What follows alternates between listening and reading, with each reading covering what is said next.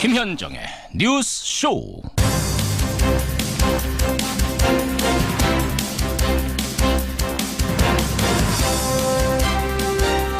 어젯밤 평창 아름다웠습니다. 애청자 여러분 안녕하십니까? 2018 동계 패럴림픽 어제 막을 내렸습니다. 크로스컨트리 신희연 선수가 역사상 처음으로 금메달 따던 순간 벅찼고요. 아이스하키 선수들 동메달을 확정 지으면서 관중과 함께 부르던 그 눈물의 애국가도 명장면이었죠. 하지만 성적보다 더 중요한 건 선수들이 남긴 땀방울입니다. 불가능은 없다라는 걸 눈앞에서 보여준 36명의 선수들. 큰 박수 보내주시죠.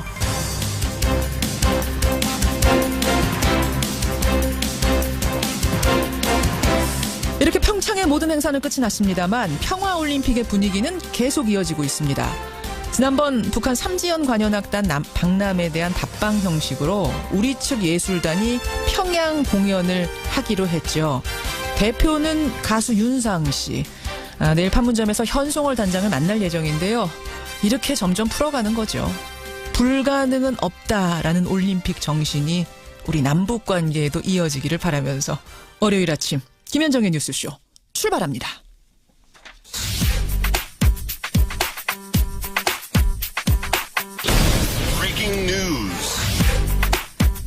김현정의 뉴스쇼가 주목한 오늘의 포인트 김정훈 기자 나와 있습니다. 어서 오세요, 김 기자. 네. 예, 오늘 첫 포인트 뭐부터 봐야 됩니까? 네, 핀란드 남북미 1.5 트랙 회동입니다. 북유럽 핀란드에서 남북한과 미국이 만나요? 네, 북한의 최강일 외무성 부국장이 오늘 새벽 핀란드 헬싱키에 도착을 했습니다. 예. 최강일 부국장은 북한의 대표적인 미국통인데 이게 북미 정상회담을 준비하는 차원이죠. 1.5 트랙이라고 말씀드린 이유는 반관 반민 회의이기 때문인데요. 누구 나와요? 미국에서는 캐슬린 스티븐슨 전 주한 미 대사가 나오고요. 전직. 네, 전직. 예. 한국에서는 노무현 정부 시절에 청와대 통일외교안보정책실장을 지낸 백종천 세종연구소 이사장 그리고 예. 신각수 전 주일 대사가 참석하는 것으로 알려져 있습니다. 역시 전직. 네. 핀란드 외교부 측은 학자들과 관료들 사이 일상적 모임이다 이렇게 밝혔지만 5월 미국과 북한 정상회담을 앞둔 당사국들의 발걸음이 빨라지는 모습으로 읽히고 있네요. 예, 지금 이것에 앞서서 북한의 이용호 외무상은 역시 스웨덴에서 외무장관 회담했잖아요. 네. 예, 스웨덴은 북한 내 미국의 영사 업무를 대리하고 있는 그런 나라라서 주목이 됐는데 아무튼 지금 여러 트랙으로 북미 정상회담, 남북회담 속속 준비가 되고 있는 준비되고 모습입니다. 있는 양상이 포착이 되네요. 다음 포인트 가죠. 네, MB 영장 청구 검찰의 결단입니다. MB 이명박 전 대통령 구속영장 청구할지 말지 오늘 결정 납니까? 그럴 가능성이 높아 보이네요. 예. 윤석열 서울중앙지검장은 지난 금요일 문무일 검찰총장에게 이 전 대통령 조사 결과를 보고했고요. 예. 이제 문 총장의 결단만 남은 상황이거든요. 어느 쪽에 무게를 뒀어요? 수사팀은 구속영장 청구에 무게를 두고 있습니다. 왜냐하면 수뢰 혐의액만 110억 원대 이르는 상황 속에서 이 전 대통령이 혐의를 부인하고 있어서 증거인멸의 우려가 크기 때문이거든요. 그렇죠. 영장이 청구되면 2, 3일 뒤에 영장 실질 심사가 열리게 됩니다. 주말 사이에 주목받은 사람은 부인 김윤옥 여사 아닙니까? 네. 김윤옥 여사의 검찰 조사 가능성은 어때요? 이 10억 원의 불법 자금을 받거나 또 이 전 대통령에 전달한 의혹, 그 의혹을 받고 있는데요. 예. 이 전 대통령에 대한 영장 청구 여부부터 결정된 뒤에 예. 언제 어떻게 조사할지 그런 것들을 검찰이 결정할 것 같네요. 하여튼 요즘 검찰이 참 바쁩니다. 오늘 안희정 전 충남지사 열흘 만에 검찰에 재소환되죠. 맞습니다. 열흘 만에 검찰 재소환돼서 잇따른 성폭력 추문에 대한 조사를 받게 되는 그런 일정도 예정돼 있습니다. 그러니까 지난번에는 제 발로 찾아간 거였고 이번에는 검찰이 부르는 겁니다. 네. 예. 미진한 것들 수사하겠다 이런 거예요. 마지막 포인트 보죠. 네, 푸틴의 24년 장기 집권 플랜입니다.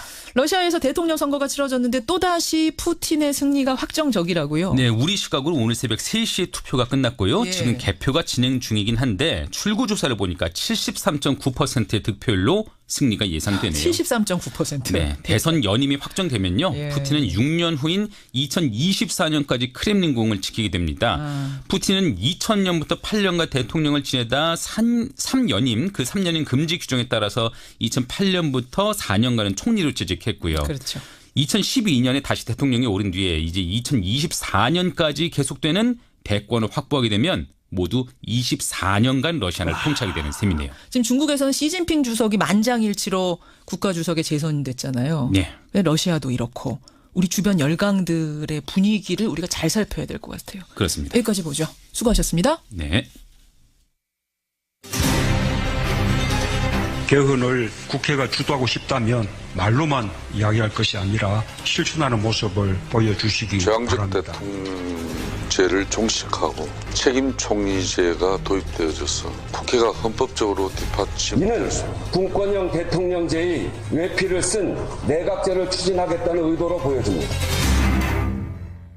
예, 개헌. 문재인 대통령이 국회가 못하면 내가 발의하겠다라고 이야기를 한 지 며칠 만에 드디어 자유한국당이 개헌안 당론을 제시했습니다. 국회 개헌 논의가 모처럼 꿈틀대는 모양새인데요. 하지만 자유한국당은 여전히 6월 지방선거 때 투표하는 건 무리다. 6월까지 국회가 합의하는 정도, 그 정도를 목표로 하자 이렇게 주장을 하고 있고요. 대통령은 6월 지방선거에서 반드시 해야 된다 이렇게 주장을 합니다. 결국 다른 야당들이 어떤 입장을 가지는가가 상당히 중요한데요. 정의당은 청와대 주도 개헌안 발의는 철회해달라 이렇게 공식 요구를 하고 나서서 주목이 됩니다. 사실 정의당이라고 하면 여러분 현 정부 정책에 대해서 늘 지지하는 쪽의 정당이었기 때문에 그래서 더 눈에 띕니다. 이번 사안이요. 정의당 헌법개정 및 정치개혁특별위원회 위원장이세요. 심상정 의원 연결을 해보죠. 심 의원님 안녕하세요. 네, 안녕하세요. 오랜만에 언론 인터뷰 나오셨는데. 네, 처음입니다. 그렇죠. 그런데 상당히 논쟁적인 주제로 나오셨어요. 지금 그 개헌이 가장 중요하지 않습니까? 그러니까요.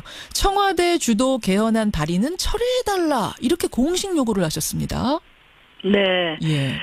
정의당은 이제 개헌과 선거제도 개혁을 반드시 이루겠다는 문재인 대통령 의지를 전적으로 신뢰하고 있습니다. 예. 또 청와대 개헌안 발의 움직임이 지금 국회에 효과적인 압박이 되고 있다고 생각하고요.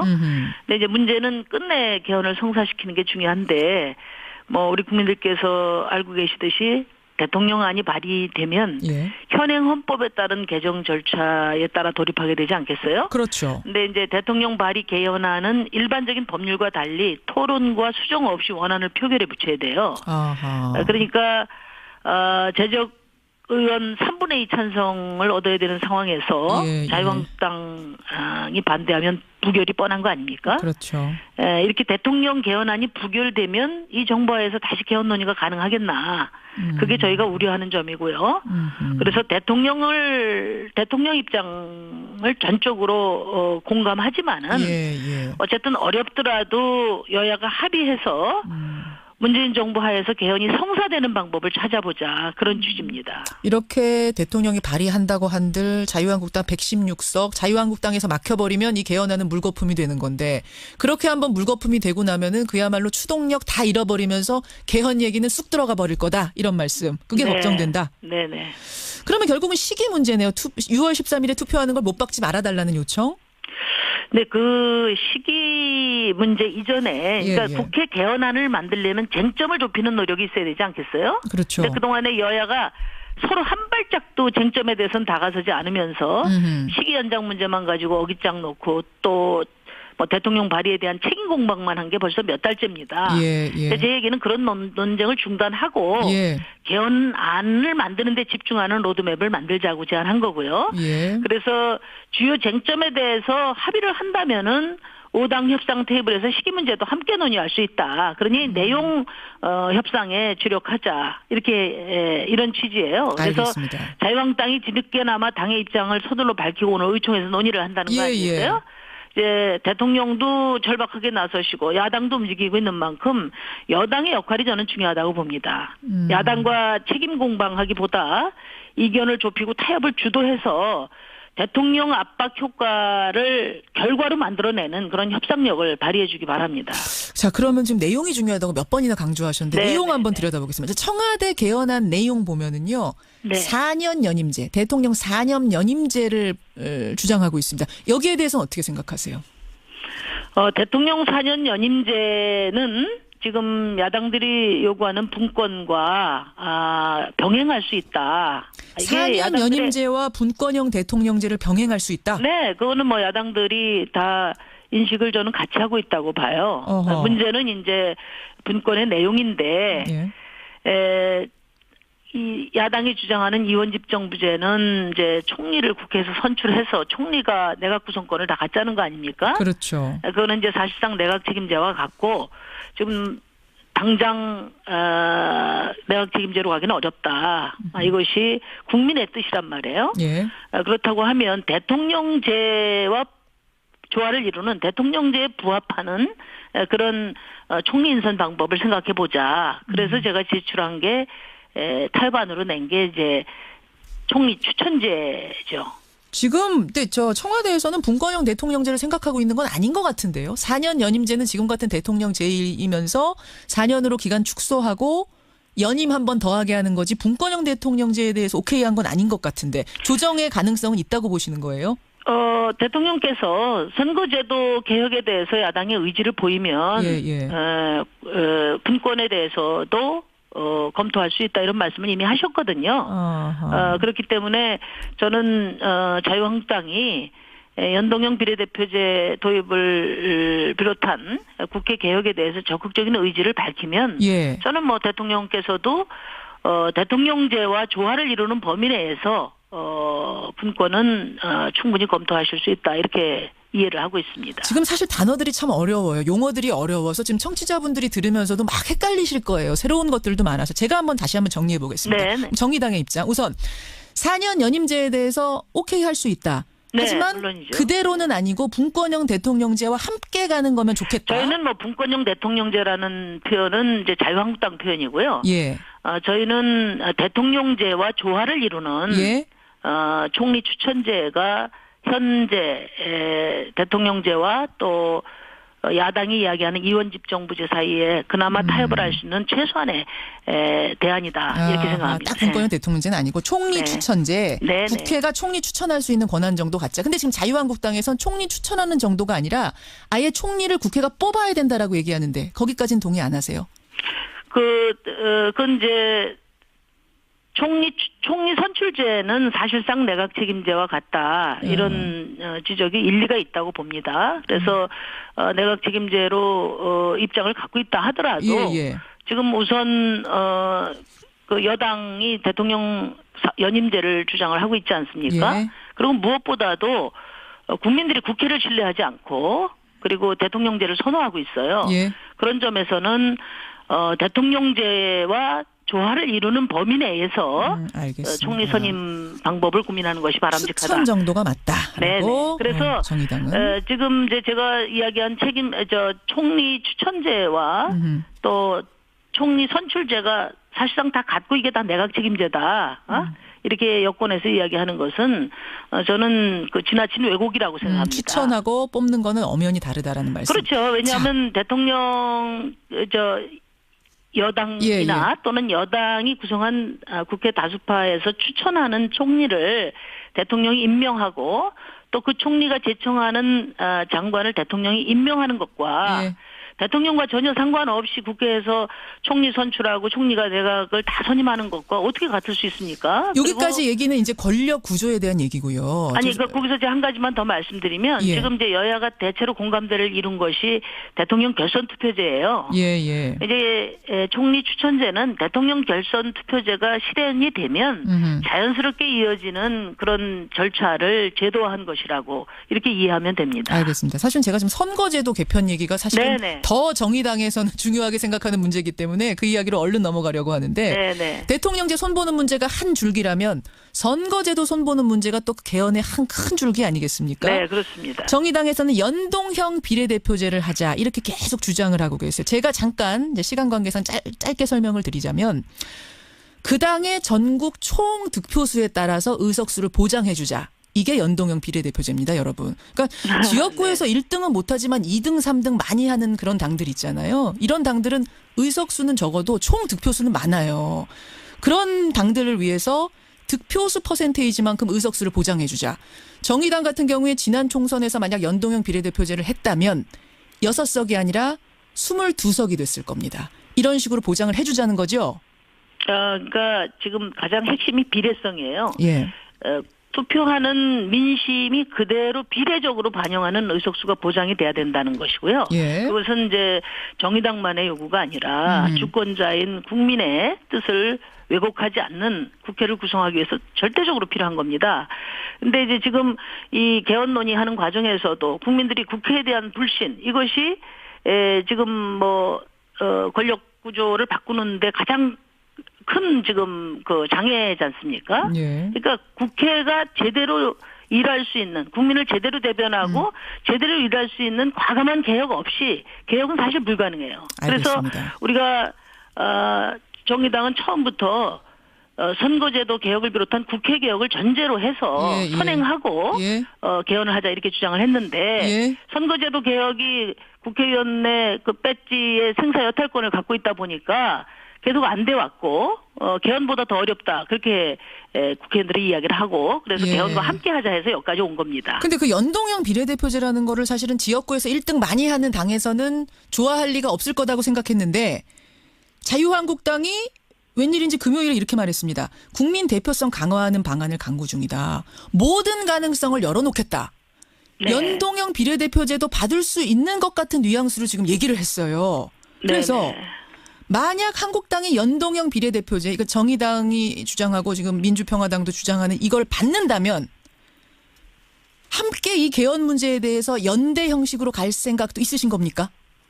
저희는 개헌과 선거제도 개혁을 어떻게든 성사시키는 일이 중요하고요. 어떻게든? 그러려면은 예. 여당과도 연대해야 되고 야당과도 연대해야 됩니다. 말하자면 원내 5당이 합의를 할 때만이 성사될 수 있다. 예. 그런 생각을 가지고 비록 규모는 작지만 여당과 또 자유한국당을 비롯한 야당 사이에서 예. 어떻게든지 이견을 좁히고 타협안을 도출하는데 최선을 다하고 있습니다. 그럼 연동형 비례대표제를 한국당이 확실히 받는다면 개헌 국민투표 시기도 한국당 원하는 9월, 10월 정도로 합의해 줄 수 있다?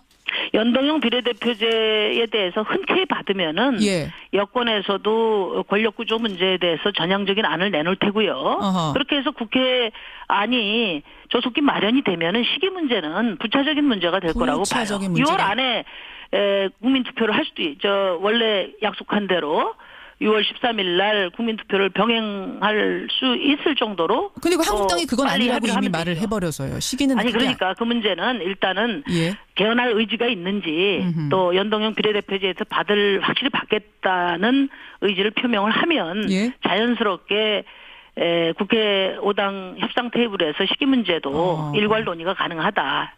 이런 생각입니다. 알겠습니다. 여기까지 네. 입장 확인하죠. 심상정 전 대표님 고맙습니다. 네, 감사합니다. 정의당 심상정 의원이었습니다. 김성환의 행간 시사평론가 김성환 씨 나오셨습니다. 어서 오십시오. 네, 안녕하세요. 월요일 아침 지금 가장 떨고 있는 사람은 누굴까요? 이명박 전 대통령이겠죠? 그럴 것 같아요, 진짜. 지금 구속영장이 청구되느냐 마느냐 오늘 결정된다면서요. 네, 맞습니다. 또 이 전 대통령과 함께 가장 긴장된 주말을 보낸 사람이 있습니다. 누구요? 영장을 청구하는 입장이죠. 이 문무일 검찰총장이 될 것 같은데요. 오늘 행간 그 얘기 가지고 오셨다면서요? 네. 예. 지난 주말 동안 거의 월요병에 시달릴 정도로 고민을 했을 문무일 검찰총장. 이 MB 구속영장 청구를 고심에 고심을 거듭하고 있는 문무일 검찰총장. 예. 이 뉴스 행간을 좀 살펴볼까 합니다. 오늘 영장 청구할 거라는 거는 확정적입니까? 아니요. 그거는 아니고요. 아니에요? 시기상으로 그럴 거다 이렇게 추측을 하고 있는데 저는 오늘 할 거라고 봅니다. 그래요? 많은 사람들이 이제 그렇게 예측하고 있는데요.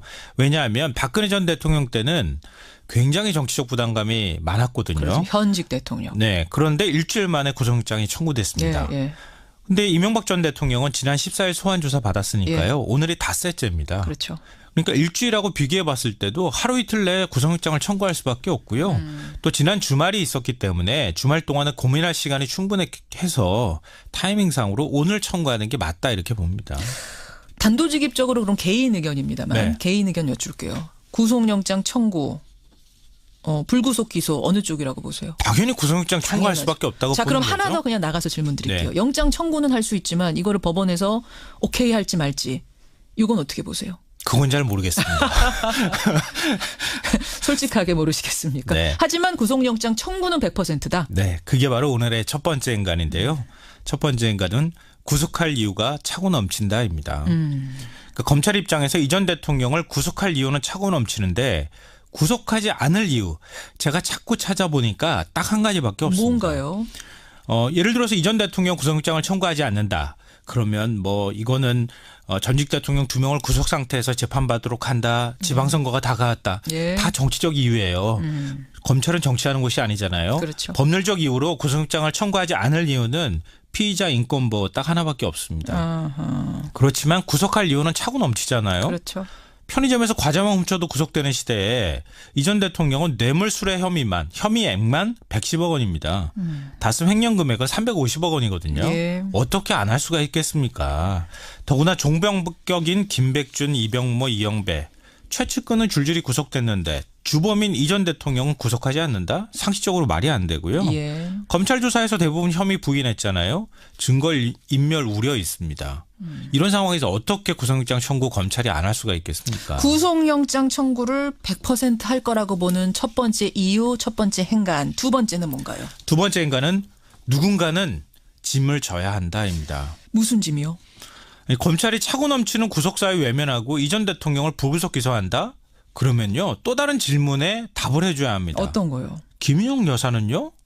아들 시영 씨는요? 예. 사위는요? 형님은요? 조카는요? 이런 질문에 검찰이 어떻게 다 답을 내놓을 수 있겠습니까? 한번 김 여사 보세요. 혐의가 간단치 않잖아요. 국정원 특수활동비 10만 달러 받은 것부터 시작해서 이팔성 우리금융지주 회장으로부터 5억 원 받았죠. 다스 법인카드 4억 원 썼다고 예, 하죠. 예. 아들 시영 씨는요. 땅 매각 자금 263 도곡동 땅 예. 263억 원 중에 10억 원 받아 썼다고 하죠. 다스 배당금 뭐 수억 원 송금 받았다고 하죠. 하청업체 강제로 뺏었다고 하는 혐의도 있습니다. 예. 이 외에도 사위 이상주 삼성전자 전무는요. 불법 자금 배달했다고 하죠. 비자금 조성한 형 이상은 회장은요. 그러니까요. 이 전 대통령은요. 이 전 대통령에 대해서 검찰이 구속영장 청구하지 않으면 나머지 그럼 다 불구속시킬 거야? 이런 질문에 시달릴 수밖에 없어요. 검찰이. 그렇군요. 그러니까 이 전 대통령은 지금 혼자 몸이 아닙니다. 일가 전체를 책임져야 하는 몸이거든요. 어떻게 보면 일가족 대표해서라도 지금 MB가 구속이 그렇게 해야 다른 사람이 수밖에 불구속될 없는 수 상황. 있는 상황이 돼버렸다는 거예요. 반대로 보자면은 MB를 구속시키지 않고 다른 사람을 구속하는 건 더 부담스럽기 그거 말도 안 때문에 되는 거죠. 어쩔 수 없이 그렇게 역으로 생각해봐도 구속될 수밖에 없다. 네, 앞뒤로 영장 다 신청할 계산해봐도 수밖에 안 없다. 된다는 거예요. 답이 안 나와요. 알겠습니다. 마지막 행간은 뭔가요? 마지막 세 번째 인간은 검찰과 법원 어느 쪽이 더 부담스러울까입니다. 이건 무슨 말씀이요? 영장을 청구했다고 치죠. 그럼 기각당한 검찰이 부담스러울까요? 아니면은 영장을 기각한 법원이 더 부담스러울까요? 법원의 고민이 더 크겠죠. 예, 당연히. 그렇죠. 검찰 입장에서 영포빌딩 지하창고 문건도 있죠. 친인척들 전부 다 다스 이명박 전 대통령 거라고 하는데 근데 영장 어떻게 그 청구 안 할 수가 있겠습니까? 예. 청구해서 만약에 기각당한다? 그래도 해야죠. 왜냐하면 김명수 대법원장 체제 들어서고 난 다음에 김관진 전 국방부 장관 영장 기각했잖아요. 예. 문무일 검찰총장이 국회 사개특위 나가서 법원의 구속영장 기각에 나름대로 불만이 있다 이렇게 노골적으로 얘기할 정도거든요. 맞아요. 예. 근데 이런 상황에서 법원이 만약에 기각하면요. 아니 개혁한다더니 하나도 바뀐 게 없네 이런 소리 나온다는 거예요. 어떤 상황이 되든 검찰은 할 말이 있을 것이다. 그렇죠. 영장 청구를 주저할 이유는 없다. 맞습니다. 따라서 청구까지는 100%다. 이렇게 보시는 거. 네 맞습니다. 그 다음에 대해서는 정말 모르시겠어요? 아니요. 전 발부할 거라고 봅니다. 여건 지켜보겠습니다. 수고하셨습니다. 네 고맙습니다. 김현정의 뉴스쇼 2부 출발합니다. 오늘 프로그램 시작하자마자 문자가 폭발적으로 들어와서요. 이게 무슨 일인가 했더니 오늘 저희가 아이돌 그룹이죠. 워너원을 화제 인터뷰 시간에 만나기로 했거든요. 예, 워너원 누구지? 하시는 부모님 세대가 혹시 계시다면 오늘 도대체 왜 우리 자녀들이 그토록 열광하는가? 어떤 매력이 있는가? 아이돌의 삶과 노래에 대한 얘기 화제 시간에 함께 듣고 공감을 해보시죠. 그 전에 먼저 우리가 다룰 이야기는 탐정 손수호 시간에 소개해드린 단역 배우 자매 사망 사건. 저희가 전해드리고 나서 정말 분노의 문자들이 폭주했었습니다. 그러면서 여러분들께서 그 남아있는 어머니, 유족의 이야기를 좀 꼭 직접 듣고 싶다 요청을 해주셨어요. 지금 재조사를 요구하는 청와대 청원도 9만 명 넘어선 상태입니다. 도대체 이 가족에게는 어떤 일이 있었던 건지 유가족의 얘기 직접 들어보죠. 그리고 월요일의 코너죠. 이택수의 여론에서는 정부가 지난주에 발표한 청년 중소기업 지원 정책 한 해에 1,000만 원씩 직접 지원하는 이 방식에 대해서 여론은 어떻게 생각하는지 조사를 해봤습니다. 50원의 단문 100원의 장문 유료 문자 샵 1212 카톡 레인보우까지 열어놓고 출발합니다. 예, 지난 2009년 드라마 기획사 관계자 12명으로부터 성폭행을 당한 단역 배우. 스스로 목숨을 끊고 뒤이어 동생까지 목숨을 끊는 사건이 있었죠. 단역 배우 자매 사망 사건. 저희가 지난주에 탐정 손수호 코너에서 다루면서 많은 청취자들이 분노의 문자를 보내주셨습니다. 특히나 많은 분들이 이해할 수 없다고 했던 부분은 경찰이 어떻게 그렇게까지 부실한 수사를 했는가. 또 그 가해자들은 어떻게 드라마 그 현장에서 여전히 잘 지낼 수가 있는가. 이 부분이었습니다. 저희에게 이 사건을 좀 더 자세히 다뤄달라는 요청이 많아서요. 저희가 오늘 유족으로부터 그 사연을 직접 들어보려고 합니다. 사망한 자매의 어머니세요. 장현록 씨 연결을 해보죠. 어머님 나와 계세요. 네, 안녕하세요. 10년이 흘렀네요 벌써. 네. 예. 10년이 흐른 뒤에서야 이 사건이 이제 알려지기 시작했는데 어떻게 지내셨어요 그동안은? 네. 엄마니까 원수 갚고 20년 후에 만나자라는 우리 딸들의 유언을 되새기며 저주를 빌면서 살았습니다. 유서가 있었어요. 죽는 길만이 사는 길이다. 많지요. 죽는 길만이 사는 네. 길이다. 욕을 그렇게 표현하는 것이 많습니다. 그래서 18청 28일, 18청 18일, 18시 18분 18초. 지갑 속에도 돈이 8,000원이 있었습니다. 예. 죽는 길이 사는 길이다라고 했던 얘기는 결국은 네. 살 방법이 아무것도 안 보인다라는 의미로도 들리네요. 네. 자, 지금 그 당시를 떠올리시는 게 쉬운 일은 아니겠습니다만 그래도 우리가 청취자들을 위해서 기억을 좀 거슬러 올라가 보겠습니다. 네. 2004년 7월까지 갑니다. 대학원을 다니던 큰딸이 동생 추천으로 드라마 엑스트라 아르바이트를 하게 된 거죠. 네. 예. 그래서 엑스트라 아르바이트를 하나보다, 단역 배우 아르바이트를 하나보다 하고 있었는데 왠지 이상한 행동을 하기 시작했다고요. 네. 어떤 제정신이 아니었어요. 말 그대로 미쳤더라고요. 온 집안을 왔다 갔다 하면서 누군가를 죽여야 된다고 강간범 한 사람의 이름을 되뇌면서 왔다 갔다 하면서 온 집안을 부시고. 그 전까지는 그런 이상 행동을 전혀 안 하던 딸, 정상적인 네, 딸이었습니까? 그 전까지는 조용하고 말 그대로 조신하고 얌전했습니다. 집, 학교, 성당 이렇게. 그런데 아주 착한 언니고 착한 효녀, 큰딸이었어요. 효녀고. 성폭행을 당한 그 이후부터 완전 180도 다른 딸이 된 거예요. 네. 자꾸 좀 물어보시죠. 너 갑자기 왜 이러니라고. 근데 말 안 하던가요? 물어볼 수가 없고 엄마한테도 욕하고 동생도 죽인다고 해서 무서워서 물어볼 수가 없었습니다. 그 정도 상황. 그래서 병원 가서 상담을 하는 과정에서 치료받는 과정에서 털어놓은 거예요? 네. 자, 그리고 나서 이제 알게 됐습니다. 단역 배우들을 네. 관리하는 기획사의 반장, 보조반장 이런 사람들 12명이 3개월 네. 동안 성폭행, 성추행을 했다는 걸 알게 되신 거죠? 네. 예. 엄마, 나 성폭행 강간당하고 같아. 강간범인이 서울 가서 만나자고 하니까 얘는 조직이고 위계고 이런 생각으로 서울 와서 만나는데 나갔어요. 예, 예. 나갔대요. 나가가지고 한 모금 마신 술에 너무 뱅뱅 돌아서 정신을 거의 잃다시피 했는데 급습을 한 거죠. 근데 그 후로도 12명에게 지금 성폭행과 성추행을 당했다는 그 부분이 이해가 안 가요. 어떻게 그럴 네, 수가 있는지. 바로 반항을 하니 예. 라이터 불로 키면서 칼을 들이대면서 그래서 첫날 그렇게 성폭행을 당하고도 신고를 못 하고 근데 그 후로도 이 사람이 자기가 성폭행을 하고 또 다른 사람들한테 이 우리 딸을 소개해줬다는 거잖아요. 얘들이 전부 다 우리 집을 압니다. 전부 다 집 앞에 와가지고 전화하면은 순식간에 나가버려요. 제가 말릴 수도 없고 집에 없을 때도 있는데, 허허.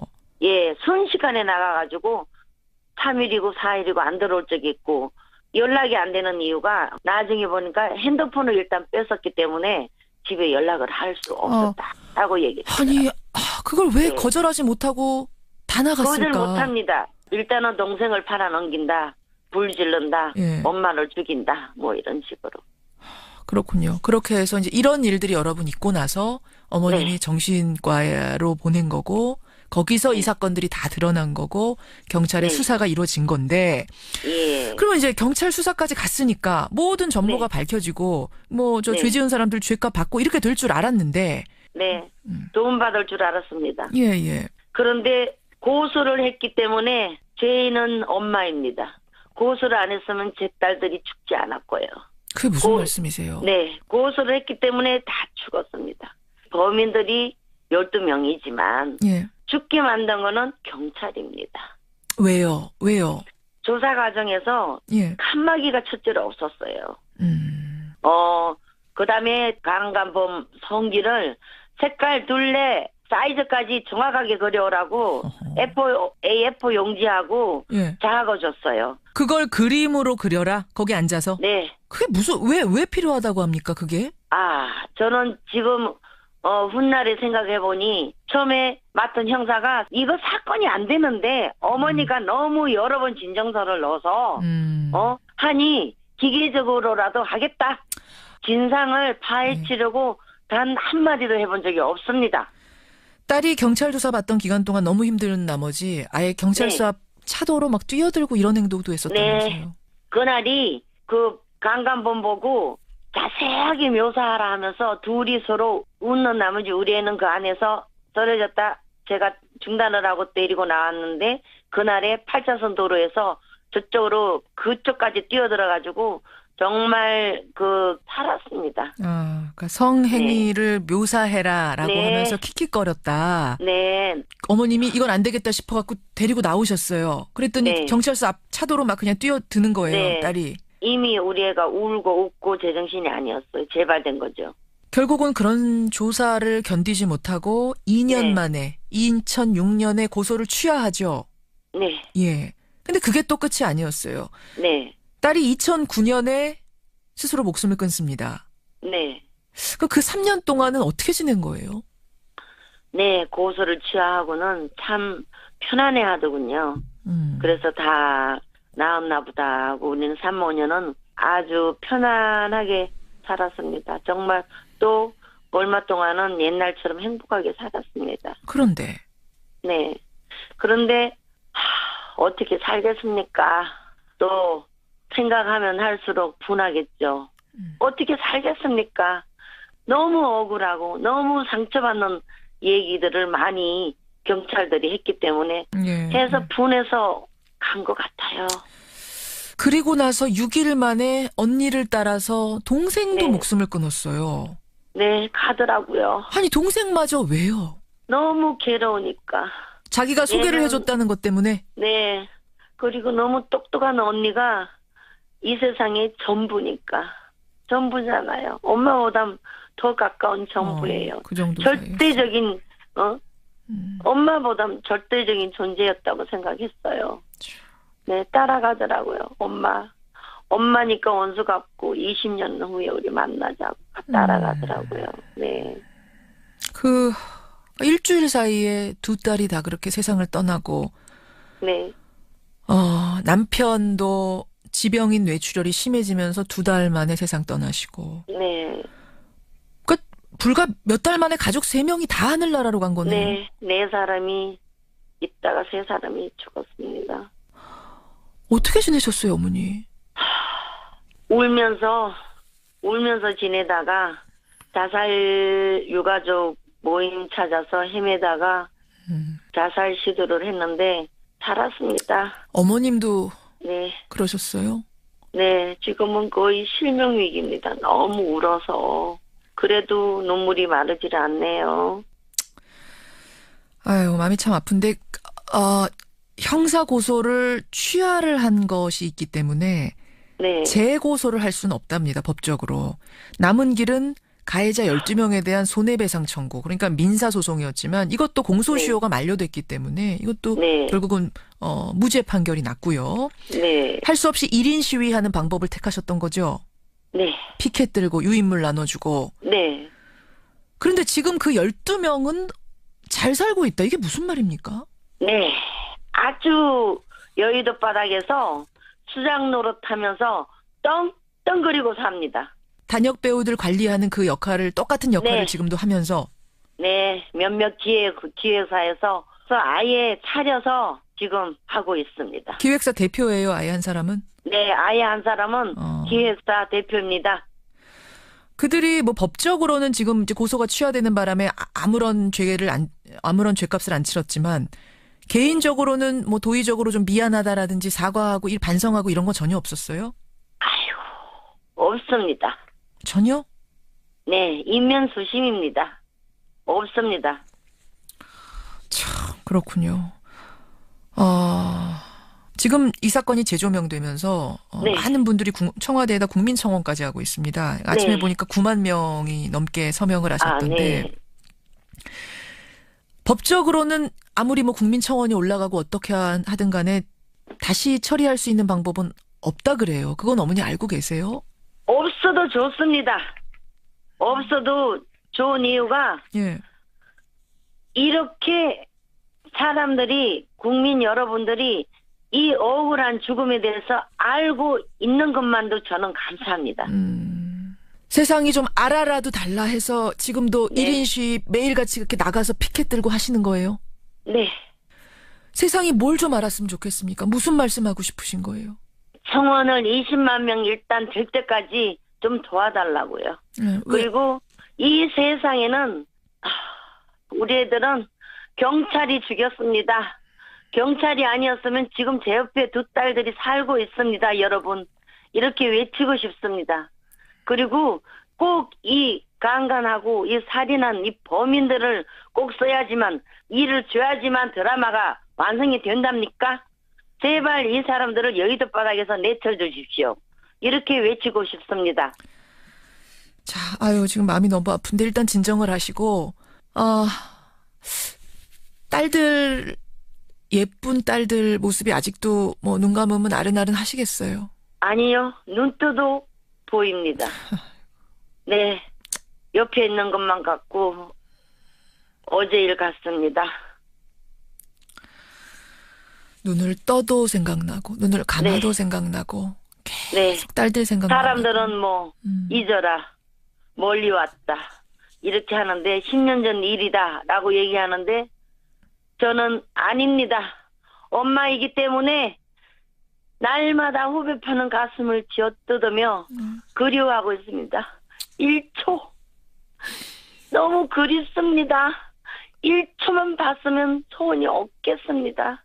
무슨 10년요. 절대 아닙니다. 잊을 수가 없습니다. 너무 그립습니다. 10년이 무슨 상관이에요.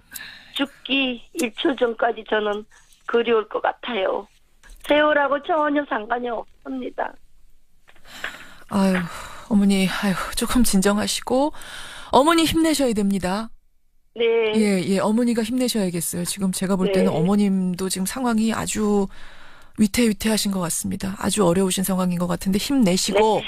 이 사건 세상에 알리기 위해서 지금까지 버티신 거잖아요. 네. 예. 정말 세상이 다 알 때까지 네. 지치지 마시고요. 꿋꿋하게 네. 살아가시기를 기원 드리겠습니다. 네. 고맙습니다.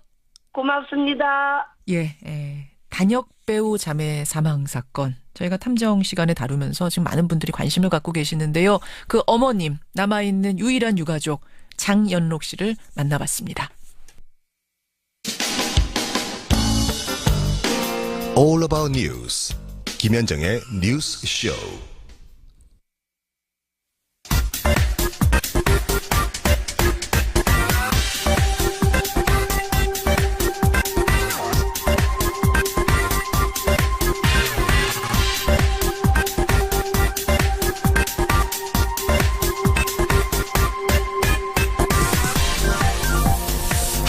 최신 여론조사 결과를 알아보는 시간입니다. 이택수의 여론. 오늘도 리얼미터 이택수 대표 나오셨어요. 어서 오십시오. 네, 안녕하세요. 좀 무거운 얘기를 해서 네. 월요일 아침인데 분위기를 조금 우리가 바꿔봐야 돼요. 네. 힘이 좀 안 나지만 힘내서. 네네. 비가 지금 오던가요, 이택수 대표님? 네, 조금씩 내리고 있어요. 네, 바람비가 전국적으로 내리고 오늘 좀 봄비가 네. 내립니다. 예전에는 그런 노래가 있었어요.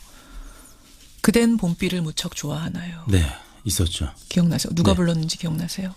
두 분이 불렀는데 이름이 생각이 안 나요. 배따라기. 배따라기였군요. 봄비 비 하면 어떤 노래 떠오르십니까? 저는 비 그 하면. 라디오스타에 나왔던 비와 당신. 비와 당신. 박중훈 씨가 네. 직접 불렀던 비와 당신. 저는 사랑은 봄비처럼 예. 이별은 겨울비처럼 이면정. 네. 예. 이름이 같으시네요. 저는 김입니다. 빗속에서도 생각나. 이문세의 빗속에서냐 존박의 빗속에서냐 네. 가지고 세대를 나눈다 그러잖아요. 네. 저는 존박. 저도 존박. 그래요. 억지로라도 우리 힘을 좀 내고 여론조사 들어가 보죠. 오늘의 본론. 스페셜 여론조사 경제해 오셨다면서요. 경제. 네, 그렇습니다. 일단 그 경제 지표상으로는 요새 경제가 많이 좋아졌어요. 네. 지표상은. 네. 대표님은 이제 경영하시는 분으로서 피부로는 어떠세요? 느껴집니까? 저는 이제 저희 업계의 현황은 뭐 그다지 좋지 않은 편입니다. 왜냐하면 지난주에도 말씀드렸지만 이 선거구 획정이 좀 늦어졌고 또 올림픽 때문에 여론조사 업계는 아직까지는 뭐 호황이라고 할 수는 없는데요. 지난 1월 달에 모처럼 그 경제 호조 소식이 있었는데 생산, 소비, 투자 3대 부분이 모두 올라갔다. 다만 그 영세 중소 숙박 음식 업종들은 좀 여전히 어렵다라는 이제 기사들도 나오고 있는데요. 지난주에 그 청년 취업 대책이 나왔습니다. 그와 관련해서 저희가 조사를 해봤는데요.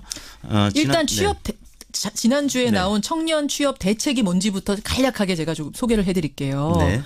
그러니까 중소기업에 취업하는 청년들을 대상으로 이 3년간 총 2,400만 원을 지원한다는 겁니다. 돈으로. 네. 그리고 취업 후 5년간은 소득세도 전액 면제해주고 전월세 보증금을 저금리로 대출을 해주는 겁니다. 그래서 중소기업에는 지금 일자리가 있는데 청년들이 안 가는 이 상황을 이런 식으로 지원을 해서 좀 경제를 돌아가게 해보자. 실업 문제도 해결해보자라는 거죠. 네, 그렇습니다.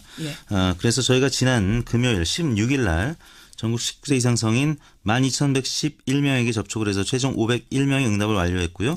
무선 전화 면접 및 유무선 자동응답 혼용 방식이었습니다. 표본 오차는 95% 신뢰 수준에서 플러스 마이너스 4.4%포인트였는데요. 질문은 다음과 같았습니다. 정부는 중소기업 청년 취업자를 대상으로 목돈 마련 상품인 청년 내일 채움 공제 지원금을 연 650만 원에서 800만 원으로 늘려서 3년간 총 2,400만 원을 지원하고 취업 후 5년간 소득세 전액 면제, 전월세 보증금, 저금리 대출을 골자로 하는 청년 일자리 대책을 발표했습니다. 선생님께서는 이 대책에 대해서 어떻게 생각하십니까? 이 대책이 종전의 대책과 다른 점은 현금으로 직접 지원을 해준다는 거. 금액이 상당히 크다는 거. 거의 대기업 취업자하고 비슷한 수준까지 맞춰준다는 거잖아요.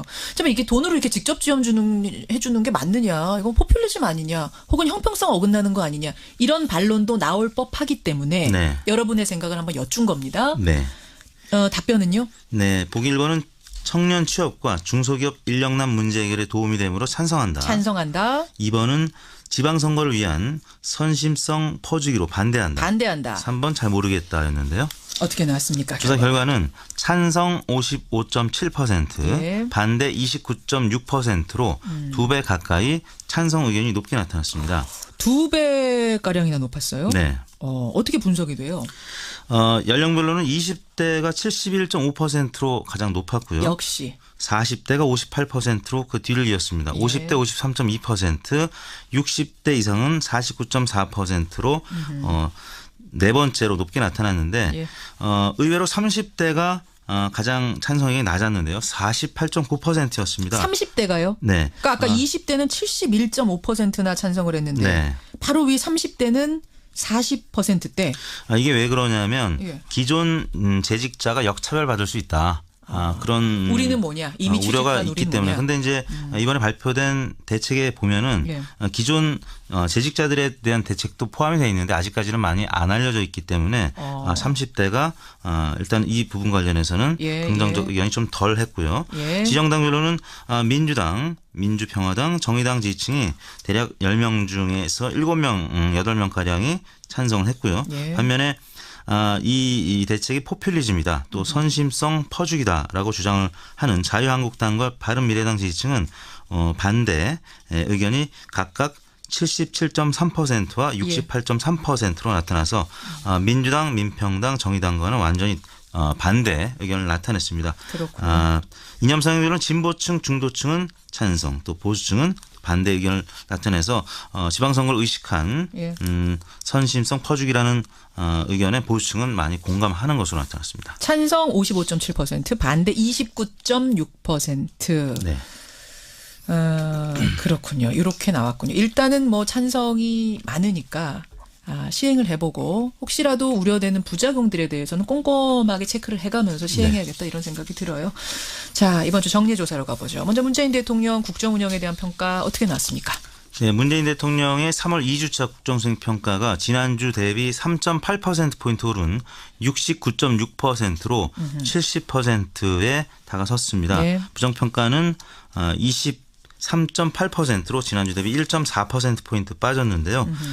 정의용 국가안보실장, 서훈 국정원장이 중국, 러시아, 일본을 방문을 해서 예. 이번 남북 또 북미 정상회담과 관련된 의견을 나눴고요. 또 한미 한일 정상 통화 또 남북 정상회담 준비위원회 구성 등의 소식이 문재인 대통령의 국정 수행평가에 긍정적으로 작용한 것으로 보이는데요. 16일, 그러니까 지난 금요일 날은 70.1%를 찍으면서 지난 1월 11일 이후에 처음으로 70% 돌파. 네, 70% 선을 회복했습니다. 예, 그러니까 69.6% 주간 평균 네. 69.6% 70%대에 다시 근접했어요. 바닥치고 네. 바닥이 60.8이었죠. 그렇습니다. 예, 60.8 치고 다시 올라왔습니다. 근데 사실은 악재가 있잖아요. 지금 성추문, 네. 네. 안희정 전 지사를 비롯해서 그쪽에 계속 좀 성스캔들이 있기 때문에 여론에 이게 부정적인 역할을 했을 거라고 생각하는데도 불구하고 올라갔네요. 그렇습니다. 만약에 성추문 사건이 없었으면 더 올라갔을 것 같은데요. 여하튼 지난 1월 2주차에 70.6%를 기록한 이후에 당시 이제 가상화폐 또 남북 단일팀 논란 때문에 그렇죠. 60%대 초중반으로 떨어졌었다가 올림픽이 끝나고 지금 정상 그 외교가 이제 이루어지면서 지지율이 많이 오른 것으로 나타났습니다. 이태국 대표님이 항상 중요하다고 하는 게 수치가 아니라 추이잖아요. 네. 그래프 추이 모양으로 봤을 땐 그러면 계속 70% 돌파까지 가능하다고 보세요?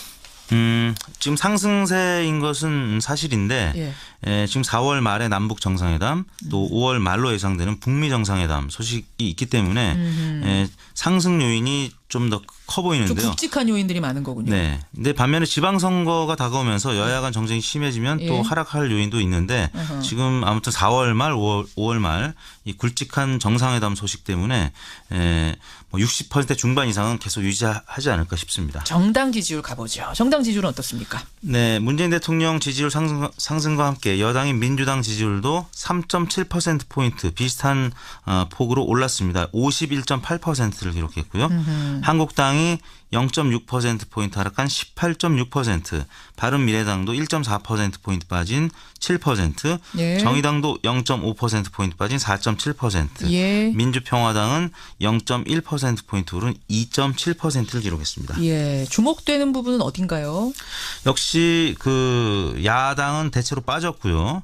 민주평화당은 이제 횡보했다고 봐야 될 것 같고 민주당이 큰 폭으로 올랐는데요. 민주당이 오른 게 저는 조금 신기해요. 왜냐하면 지금 민주당 쪽 인사들이 안희정, 박수현, 정봉주 전 의원도 지금 민주당 소속은 아니지만 거기 복당 준비하고 있었고 계속 안 좋았잖아요 지난주에. 근데 어떻게 올랐어요? 그 전주에는 성추문 소식 때문에 많이 빠진 것이 사실이고요. 근데 이제 빨리 극복했다고 봐야 될 것 같습니다. 안희정 전 지사 같은 경우는 당 차원의 신속한 출당 제명 조치가 있었고요. 또 민병두 의원은 스스로 물러나는 배수의 진을 쳤고 지금 박수현 전 대변인도 아무튼 당에서 출마를 이제 고사시키는 그래서 결국에는 낙마가 됐습니다. 아무튼 당 차원에서 빠른 조치가 이루어졌는데 거기에 대한 여론이 지금 반응하고 있다. 네. 그리고 대통령실이 이제 오르면서 같이 동반 상승한 것 같습니다. 그렇군요. 또 눈에 띄는 데가 뭐 다른 데는 다 떨어졌네요. 근데 그렇습니다. 이제 한국당도 민주평화당 0.1% 오른 거 빼고. 네. 그 이명박 전 대통령이 지난주 검찰 출두를 했죠. 또 이번 주 오늘 이제 검찰 구속영장 청구 소식이 있을지 계속 보도가 나오고 있기 때문에 한국당은 오를 수 없는 그런 주간이었던 것 같습니다. 0.6%포인트 빠졌고요. 바른미래당이 지난주에 한국당, 민주당 빠지면서 좀 반사이익을 봤는데 이번 주는 민주당의 상승폭이 워낙 컸기 때문에 미래당도 조금 빠진 모습을 나타냈습니다. 그래요. 어떻게 조사하셨습니까? 이번 조사는 3월 12일부터 16일까지 월요일부터 금요일까지 닷새 동안 전국 19세 이상 유권자 48,568명에게 통화를 시도해서 최종 2,503명의 응답을 완료해서 5.2%의 응답률이었습니다. 표본 오차는 95% 신뢰 수준에서 플러스 마이너스 2%포인트고요. 자세한 내용은 중앙선거 여론조사 심의위원회 홈페이지를 참고하시면 되겠습니다. 그래요. 빗속에서 저희가 이문세보다 존박이다 했더니 7274님 빗속에서는 역시 오리지널 이문세다. 실은 저도 노래방 가면 이문세. 실은 저도 이문세. 볼 수밖에 없는. 고생하셨습니다. 네, 감사합니다. 이택수의 여론이었습니다.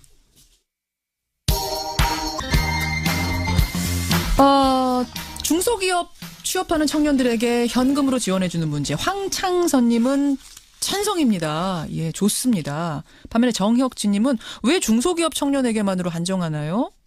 라고 하셨고, 오찬미님은 아니 자유한국당 지지자들이 제일 많이 혜택 볼 것 같은데 이거 왜 반대하는가 이해 안 간다는 분이 계시는가 하면 김은숙님은 포퓰리즘입니다. 선심성 맞습니다. 하셨고 8988님은 무슨 돈으로 합니까? 세금이 대통령 개인 돈입니까? 이렇게 반대하는 목소리. 여론조사를 돌려봤을 때는 한 2배가량으로 찬성이 더 많았습니다만 어쨌든 지금 청취자 문자 들어오는 것만으로 봤을 때는 찬반이 이렇게 들어오네요. 예, 뭐 한번 다음에는 찬반 토론을 해보는 것도 좋겠다 생각이 들고요. 단역 배우 자매 사망 사건은 많은 분들이 분노하는 아침입니다. 망자의 한을 풀어주세요. 10년이 지나도 꼭 밝혀져야 됩니다. 정선희, 오진석, 이미애님 외에 많은 분들이 보내주고 계시고 이정엽 님도 청와대 청원 동참했습니다. 라고. 지금 주소 링크들을 저희 레인보우 쪽하고 뭐 게시판 등등 해서 많은 분들이 보내주고 계시거든요. 예, 청와대 청원 들어가면 여기에 재수사 요청하는 청원. 물론 재수사가 한 번 취하한 사건에 대해서 다시 할 수는 없답니다만 어떤 다른 방법은 없겠는가 많은 분들이 애끓는 문자 보내주고 계세요. 고맙습니다. 변상욱 대기자 어서 오십시오. 네, 안녕하십니까. 예, 오늘 변상욱 대기자도 사실은 뜨거운 주제를 가지고 오셔가지고 교회 얘기예요. 뭡니까? 예, 한국기독교교회협의회가 22일에 시국 토론회를 엽니다. 예. 주제는 촛불혁명의 완성, 삶을 바꾸는 개헌 이렇게 되어 있습니다. 개헌입니다. 예. 왜 이 개헌 토론회를 기독교교회협의회가 열게 됐느냐 하면은 최근에 기독교 보수진영에서 정부가 추진하는 개헌안은 무서운 공산혁명, 사회주의 국가 건설이 담겨 있다. 이렇게 가짜뉴스가 너무 판쳤기 때문에. 너무 가짜뉴스가 도니까. 삶을 바꾸는 개헌 이렇게 주제를 잡고 개헌에 대한 실상을 이제 토론회를 여는 거죠. 어떤 게 바람직한지. 그런데 이 소식이 전해지자마자 반동성애 기독시민연대라고 하는 또 보수 기독교운동 단체 사이트에는 당신들이 가짜뉴스 진짜뉴스를 판별하는 판별가들이냐. 왜 정권의 나팔수 노릇을 하냐.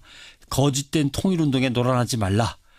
이렇게 하면서 또다시 반박이 이제 올라오고. 기독교 개 내에서 말하자면 갈등이 벌어진 거군요. 싸움이 벌어진 거예요. 예. 그래요. 3.1절 앞두고 가짜뉴스가 번져가지고 문제가 됐을 때 이때도 대형교회 목회자 보수 진영 신도들이 적극 나선 모습이 포착이 되면서 그때 언론에 상당히 이슈가 됐었잖아요. 예. 또 한국교회가 많은 비판을 받기도 했습니다만은 그래서 여당 내에 아예 댓글 조작 가짜뉴스 법률 대책단이 만들어졌습니다. 벌써 가짜뉴스 1만 3천 건이 접수가 돼가지고 이 중에 유포자를 찾아가지고 누가 퍼뜨렸는지 찾아가지고 예. 고소를 500건 정도 진행을 했습니다. 500건 어떤 거 있어요? 예. 가짜뉴스. 뭐 대통령에 대한 욕설과 저주, 예. 죽어야 된다는 저주까지 포함해서 악성 댓글이 있고요. 예, 예. 그다음에 지금 설명 잠깐 드린 민주당을 중심으로 한 개헌 초안. 사실 그 제대로 나오지도 않았는데 뭐 사회주의 개헌안이 마련됐다는 가짜뉴스. 그다음에 한국 정부가 비트코인을 북한에다 갖다 바쳤다는 뭐 그런 뉴스까지 등등등. 이런 거 여러분 카톡 본인의 카톡에 진짜 뉴스인 양 돌아다녔다면 다시 보십시오. 예. 다 가짜입니다. 그런데 문제는 고소 대상자에 누가 가짜 뉴스를 퍼뜨렸냐 하는 그 고소 대상자에 기독교인과 기독교 기관이 다수 포함되어 있고 실제로 교회에서의 강연, 강의, 설교, 기독교 관련 사이트, 기독교 관련 인맥을 통해서 계속 유포되고 있다는 이제 지적이 나오고 있는 거죠. 예, 예. 예. 뭐 얘는 지금도 드린 대로 정부 여당이 추진하는 개헌은 사회주의 개헌이다라고 얘기를 했는데 이게 누가 얘기했냐면 박근혜 전 대통령의 민사소송 대리인인 도모 변호사가 이야기를 했습니다. 그런데 이야기한 장소는 또 하필 미아동에 있는 교회에서 신도들을 모아놓고 했고. 그렇게 되다 보니까. 그다음에 3.1절 자유대한민국 수호 국민대회가 열렸는데 여기서 나온 주장은 청와대에는 주사파만 56%다. 나라가 붕괴되고 볼셰비키 혁명이 일어날 거다. 볼셰비키 혁명까지. 예. 여긴 또 가짜뉴스 의견 분명하지만 경기도 안양의 모 교회를 비롯한 많은 목사님들이 몸 아픈 사람 빼고는 다 참석하라고 종용한 사실이 또 나중에 밝혀져서 이슈가 됐죠. 토지 소유권을 정부가 박탈할 거다. 이 가짜 뉴스도 막 퍼지면서 뭐 강남, 목동 이렇게 부동산 비싼 곳에 부동산 가지신 분들이 예. 이게 무슨 일이야. 예. 그러니까 이게 이 나라가 지금 제정신이야. 뭐 이런 부동산 소유자나 다주택 소유자들이 불리하게 이제 세제가 돌아가니까 그걸 이용해서 지방 분권제는 곧 고려 연방제로 가는 거고 이게 바로 가진 사람들을 갖다가 못 살게 구는 공산주의 혁명에 이제 이어진다. 그런데 이 가짜 뉴스들을 퍼뜨린 사람들이 누군가 찾아가다 보니까 보수 기독교 진영이 상당히 많다 보니 네. 이제 또 진보 기독교 진영에서 이거 안 됩니다. 그 안에 또 자정운동이 벌어지고 그러는 그렇습니다. 거군요. 지금 새누리당 하부 조직으로 일했던 십자군 알바다는 이미 담당했던 목사가 처벌을 받았고요. 네.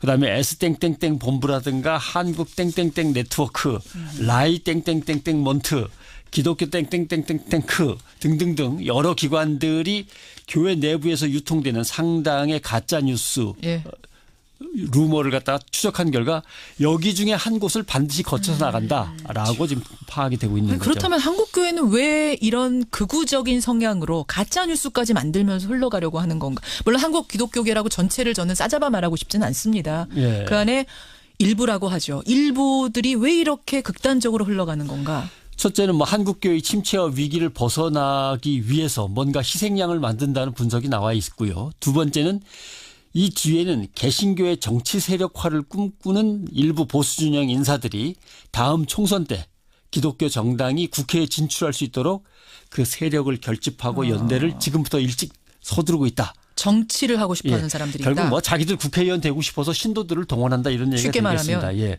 그런데 교회는 전국의 조직적인 힘을 갖추고 있고 이념적인 동원이 가능하기 때문에 지방선거부터 이제 정치권에 악용될 가능성이 큰 거죠. 특히 이번에도 모든 가짜 뉴스의 뒤에는 이런 구절이 붙습니다. 모든 뉴스의 뒤에 다가오는 지방선거에서 100% 이겨야 합니다. 뭐 이런 게 이제 붙어 있는 선거랑 거죠. 게 붙는군요. 기독교발 가짜 뉴스의 특징은 문제는 누가 엄청 잘한다 좋다가 아니라 누구를 박멸해야 된다. 이 땅에서 없애야 된다. 내쫓아야 한다. 사회적으로 매장시켜야 한다. 이렇게 혐오와 핍박, 배척을 기조로 하고 있습니다. 이거는 뭔가 반기독교적인 가치고 정서라고 생각을 합니다. 당연하죠. 그럼 이러한 가짜뉴스에 속지 않으려면 어떻게 해야 돼요? 아무튼 맨 앞에 긴급 기도 제목, 중보 기도 요청 이런 게 붙으면 거의 다 가짜입니다. 잠깐만요. 긴급 기도 제목, 중보 기도 요청 이런 거는 대개 이런 게 붙고 가짜입니다. 뒤가 뉴스 형식으로 뭔가 새로운 소식을 전하는 것 같으면 의심해봐라. 또 중앙 언론사의 뉴스에는 나오지 않았는데 블로그나 카톡 이런 걸 통해서 거창한 개헌 뉴스나 북한 뉴스, 커다란 북한 뉴스가 막 번져나가면 이것도 가짜일 가능성이 높습니다. 또 이미 가짜 뉴스에 젖어서 살아온 기독교 신도들은 이런 게 나오면 오히려 입맛에 맞는 게 나왔다고 더 위안을 삼고 그걸로 소속감을 느끼는 것 같아요. 근데 정말 조심해야 될 거는 이게 전체 기독교인들, 전체 교회가 그런 것처럼 얘기하면 절대 안 되고요. 예. 우리 같이 사람들이 있잖아요. 정상적인 분들이 훨씬 많다는, 가짜뉴스에 속지 않으려고 노력하는 사람이 훨씬 많다는 건 강조해야 됩니다. 길들여져 있는 분들은 속을 준비가 돼 있는 거죠. 이런 가짜뉴스가 뜨는 순간 확 믿어버리면서 또 자기도 열심히 전파하는. 속고 싶은 사람이 있는 게 아니냐. 네, 그런 거죠. 그다음에 문제는 교회에서 또 목사님들이 가짜 뉴스와 가짜 예화를 이런 것들을 갖고 설교를 하는 문제가 그런 있고요. 분들도 계신다. 교회 관련 모임이나 외부의 모임에서 보고 들은 걸 교회에 와서 전파하는 행위, 예. 단체 카톡방에서 열심히 퍼나르는 행위 예. 등등 이런 것들이 문제로 지적되고 있습니다. 참, 예. 제일 중요한 거는 이렇게 개신교회가 도덕적으로 신망을 잃었는데 정치적으로까지 아주 흉악한 집단이라고 국민에게 규정되면 정말 한국 교회는 갈 곳이 없습니다. 생각할 게 많은 아침이네요. 예, 변상욱 대기자 수고하셨습니다. 고맙습니다.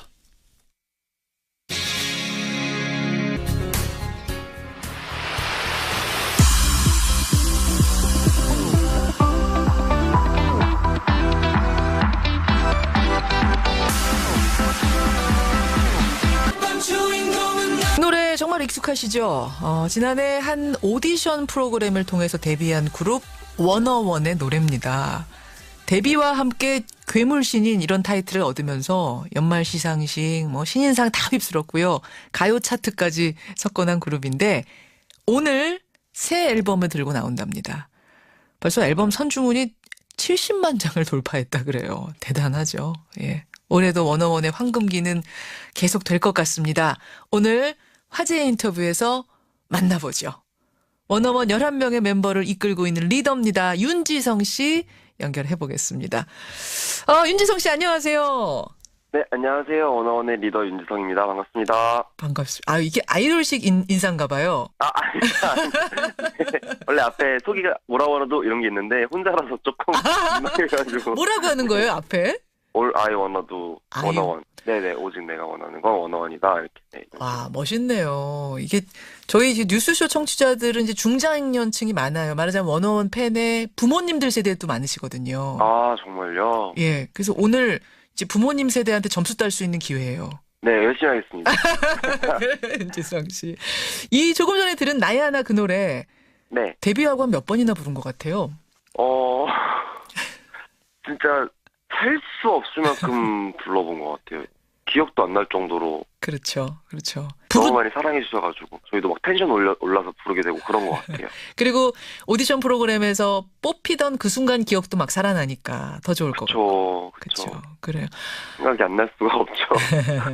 정말 어마어마한 사랑을 받고 있는데 지성 씨는 언제 인기를 실감해요? 이렇게 저희가 아까 소개에도 말씀해 주셨듯이 이렇게 앨범이 이렇게 막 이만큼 선주문이 이렇게 됐다 이렇게 말씀해 주실 때 이렇게나 많이들 저희 앨범을 구매해 주셨어? 이런 생각도 들고 그리고 사실 저희끼리도 하는 얘기지만 이렇게 길거리 지나가다가 아니면 음식점에서 밥 먹을 때 저희 노래 나오면 아직도 신기하고 막 그래요. 아직도? 네네, 진짜로 아직도 우리 노래 나온다 이러고. 그래요? 야, 아직도 그렇구나. 아니 근데 여러분 이 사실 워너원은요 2000년대 들어서 데뷔 앨범을 100만 장 넘긴 가수 최초랍니다. 그거 알고 계셨어요, 지성 씨? 한번 저번에 이렇게 듣긴 했는데 들을 때마다 놀랍죠. 되게 감사하고 너무 신기하고 좀 실감을 많이 못하는 것 같아요. 그러니까 많은 사랑 받고 있는 것 같아요. 이 정도인데도 아직도 우리 노래가 나오면 신기하고 길거리 가는데 알아보면 신기하고 그래요. 아직도 너무 신기하고 저희들끼리 막 얘기해요. 나 오늘 밥 먹을 때 막 사람들이 알아와가지고 막 이러면서 저희들끼리 밥 먹고 오면 막 얘기하고 막 그래요. 이런 그룹입니다. 워너원. 이렇게 순수해요. 아직도 순수해요. 아직도 신인 티가 나고 11명입니다. 우리가 저 어릴 때 생각하면 그룹하면 많아야 3명, 4명. 그렇죠. 정말 많으면 5명. 소방차, 서태지와 아이들, 핑클, 많으면 H.O.T 이런 거였거든요. 근데 네네. 워너원은 11명이에요. 네, 맞아요. 참 이 리더로서의 애환도 있을 것 같아요. 그 11명의 개성 강한 청년들을 이끌고 가려면. 일단 11명의 친구들이 다 사실 자기 주장도 강한 편이고 개성도 강하고 근데 또 저희들끼리 얘기를 굉장히 많이 해요. 이렇게 일이 있거나 이러면 다 저한테 와서 얘기를 해주니까 제가 너무 감사하고 또 장난이 되게 밝아요, 아이들이. 좋게 말하면 밝은 거고. 네, 정신이 없어요. 근데 또 얘들아 이제 이거 하자 이러면 또 바로 이렇게 와가지고 이렇게 쫑쫑쫑쫑 와가지고 얘기를 들어주고 또 뭐 많이 해주고 이러기 때문에. 예. 참 재밌습니다. 워너원의 네네. 리더 윤엄마 윤지성 씨. 여러분 왜 리더냐면 우리 윤지성 씨가 이런 리더십도 있지만 연습생 생활을 꽤 오래 하면서 사실은 내공이 있는 멤버예요. 얼마나 했죠? 생활을? 방송에는 이제 5년이라고 되어 있었는데 제가 사실은 거의 7년 정도를. 야, 아니 7년이면 포기하고 싶을 때는 없었어요. 이거 내가 되겠나? 계속 이것만 해도 되나? 뭐 이런. 많이 들죠. 많이 들어요. 그렇죠. 많이 들었는데 항상 플랜 B를 준비를 했던 것 같아요. 플랜 B. 네. 어떤 식으로? 대학원 준비를 항상 하고 있었어요. 이제 연기로 아이들을 가르친다거나 아니면 이제 심리치료, 연극 심리치료 같은 게 좀 하고 싶어가지고 그쪽으로 계속 공부를 하고 있었어요. 연습생을 하면서도. 아니, 그러니까 참 저는 이제 들으면서 참 우리 윤지성 씨가 정말 속이 꽉 찬 사람이구나. 그러니까 꿈도 스마트하게 꿨구나 이런 생각이 드는데 지금 어디인 거에서도 지성 씨처럼 꿈을 이루기 위해서 노력하고 있는 사람들이 있을 거예요. 어린 친구들도 있고. 그 친구들에게 한마디. 제가 드리고 싶은 말씀은 제가 피그말리온 효과라는 말을 굉장히 좋아했었거든요. 피그말리온. 간절히 바라면 이루어지는 그냥 그 말 하나로 생각하면서 정말 간절히 바라면 이루어질 수 있을 거야. 간절히 바라면 이루어질 거라고 생각하면서 지금 할 수 있는 걸 했어요. 지금 하루하루를 잘 살고 내가 지금 당장 이거를 그만두게 되더라도 바로 마음 추스리고 다시 할 수 있는 무언가를 준비해 놓고 이렇게 도전하다 보면은 언젠가는 하루 지나다 보면 그 미래에는 분명히 끝이 너무나 예쁘고 멋있을 거라고. 힘이 될지 잘 모르겠는데. 아니 저는 울컥하네요. 그러니까 저한테도 이게 중요한 얘기인 것 같아요. 그러니까 하루하루 최선을 다하다 보면 언젠가 내가 생각한 그 목표에 가 있을 거다. 네네. 꿈이 이루어져 있을 거다. 너무 멀리 보면 지치니까. 참 따뜻하고 반듯하고 인기 있을만 하네요. 윤지성 군. 아닙니다. 감사합니다. 워너원의 리더 지금 윤지성 군 만나고 있습니다. 그러자 워너원은 올해까지만 활동하는 프로젝트 그룹이라면서요. 네. 그래서 올 한 해를 어느 때보다 더 간절하게 하고 싶은 것들을 하면서 11명이 지낼 것 같은데 뭘 좀 꼭 해야겠다 이런 얘기들 해요. 저희가 팬미팅은 했었는데 사실 콘서트는 한 번도 해본 적이 없거든요. 그래서 올해는 콘서트를 좀 해야겠다라고 저희들끼리 얘기를 하면서 이렇게 약간 추진을 해보려고 하고 있습니다. 그 올 한 해 해보고 싶은 많은 일정들, 목표들 중에 하나가 아마 이번 새 앨범 활동도 잘하는 거 들어있겠죠? 그럼요. 저희 그렇죠. 이번 앨범 진짜 열심히 준비했거든요. 그러셨어요? 네. 노래 제목이 뭐예요? 이번 앨범 타이틀곡은 부메랑이고 선공개곡은 약속해요라는 곡이 선공이 되었습니다. 노래 타이틀은 부메랑. 공개 앞두고는 기분이 어떻습니까? 좀 많이 설레고 떨려요. 황금기라고 해가지고 저희가 이렇게 포부를 잔뜩 들고 나왔는데 이게 잘 안 되면 어쩌지라는 생각을 좀 하면서 이번 앨범을 좀 준비를 열심히 했었거든요. 그렇군요. 안무도 중요하잖아요. 아이돌 그룹은. 중요하죠. 잘 짜졌어요 이번에 좀? 이번에 안무가 좀 굉장히 난이도가 좀 있는 안무여가지고. 그래요?